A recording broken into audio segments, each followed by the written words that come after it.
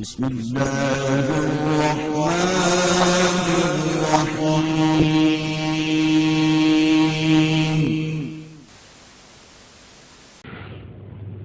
ہمارے مذہب اسلام میں پینٹ اور شرٹ پہننا کیسا ہے، جائز ہے یا نہیں؟ دیکھیے، لباس کے بارے میں امام الانبیاء کا فرمان ہے، ایسا لباس نہ پہنو جس سے انسان کا جسم، انسان کا ننگ ظاہر ہو، انسان کا وجود، اس کے باڈی پارٹس واضح ہوں، ایسا لباس نہیں پہننا چاہیے۔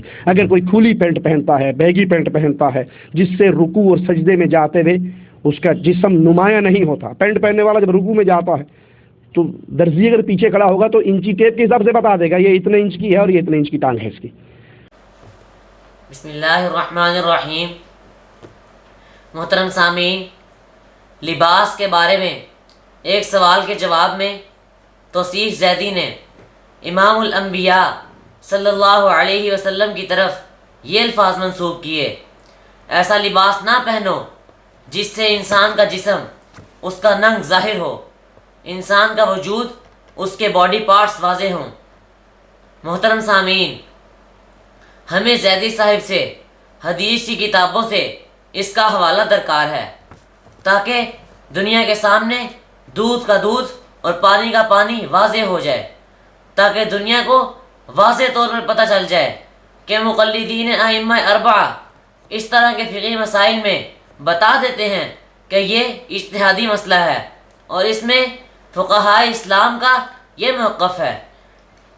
اب غیر مقلد تو فقہ کو مانتا ہی نہیں، لہٰذا ایسے مسائل کے حل میں وہ بے بس ہو جاتا ہے، لہٰذا وہ اپنی بے بسی کو چھپانے کے لیے اپنے موقف کو حدیث بنا کر پیش کرتا ہے اور اسے امام الانبیاء صلی اللہ علیہ وسلم کی طرف منسوب کر دیتا ہے۔ اب آپ ہی بتائیں کہ اس سے بڑی خیانت اور کیا ہوگی؟ آئیے خود زیدی صاحب سے پوچھتے ہیں کہ ایسے شخص کے بارے میں آپ کیا کہتے ہیں؟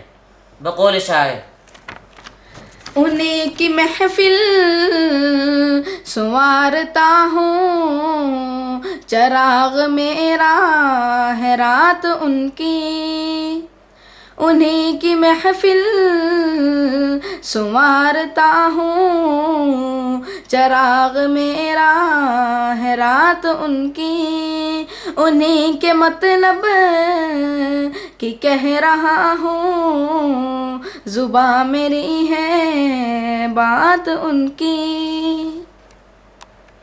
یہ اللہ کے دین کی طرف اپنے پاس سے بنا کر باتیں کرنا، اس لیے میری تقریر میں ایک چارمنگ آ جائے، میری تقریر میں مزہ آ جائے، سننے والا کہے جی مولانا صاحب نے آج تو 15-20 0 میٹر حدیثیں سنائی ہیں جو اس سے پہلے سننے کو نہیں ملی۔ اپنی تقریر میں لذت پیدا کرنے کے لیے اگر محمد پہ جھوٹ مارنا کی عادت پڑ گئی ہے، اللہ کی قسم یہ عادت بہت بری عادت ہے۔ میرے نبی کے صحابہ نبی کی بات بیان کرتے ہوئے تھر تھر کانپ جایا کرتے تھے، کہیں ہماری بات نبی کی بات کے خلاف ہوئی تو ہمارا ٹھکانہ جہنم میں نہ بن جائے۔ اسی لیے محدثین حدیث رسول بیان کر کے کہتے ہیں او کما قال علیہ الصلوۃ والسلام، یوں یا جیسے رسول اللہ صلی اللہ علیہ وسلم نے کہا۔ واعظ کا ہر ایک ارشاد بجا، واعظ کا ہر ایک ارشاد بجا، تقریر بہت دلچسپ مگر، تقریر بہت دلچسپ مگر ہرگز یہ نبی کا قول نہیں، یہ بات نبی کی بات نہیں۔